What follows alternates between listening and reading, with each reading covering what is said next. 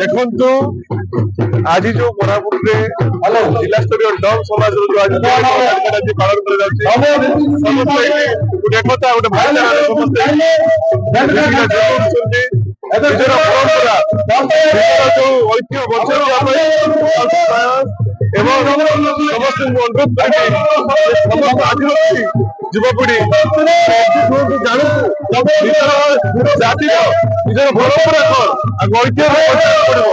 ତେଣୁକରି ଡମ୍ ସମାଜ ତରଫରୁ ଆୟୋଜିତ କରାଯାଇଛି ଏବଂ ନିଶ୍ଚିତ ଭାବରେ ଡମ୍ ସମାଜ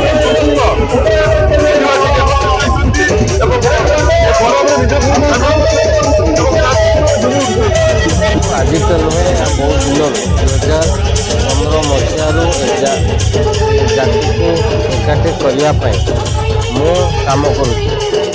ମୁଁ ଜାଗ୍ରତ କରି ଗୋଟେ ଭାଇଚାରା ସୃଷ୍ଟି କରିବା, ଶିକ୍ଷିତ ହେବା, ସଂଗଠିତ ହେବା ଏବଂ ସଂଘର୍ଷ କରିବା।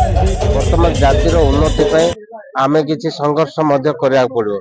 ତେଣୁ ଯେତେବେଳେ ମୁଁ ବିଧାୟକ ଭାବରେ ଗଲି ଏବଂ ଜାତିର କଥା ମାନ୍ୟବର ମୁଖ୍ୟମନ୍ତ୍ରୀ ଏବଂ SST ମିନିଷ୍ଟରକୁ ଜଣାଇଲି ଯେ ଆମ ଡମ୍ ଜାତି ଅଛୁ, ଆମେ ଅଣ୍ଡିଭାଇଡ କୋରାପୁଟରେ ପାଠ ପଢା ପାଇଁ ଅବହେଳିତ ହେଇଛୁ। ଆଜି ପର୍ଯ୍ୟନ୍ତ 78 ବର୍ଷ ସ୍ୱାଧୀନତା ହେଇକି ସେଥିପାଇଁ ଦୃଷ୍ଟି ଦେଇଛନ୍ତି ଏବଂ ପ୍ରତ୍ୟେକ ବ୍ଲକରେ କେବଳ ଏସି ହଷ୍ଟେଲ ଖୋଲିବା ପାଇଁ ନିଷ୍ପତ୍ତି ନିଆଯାଇଛି। ଫେଜ୍ ୱାଇଜ୍ ନିଶ୍ଚିତ ଭାବରେ ଆଗକୁ କମ୍ପ୍ଲିଟ୍ କରିବେ, ତାହା ହିଁ ଆମ ପାଇଁ ସୌଭାଗ୍ୟ ହବ।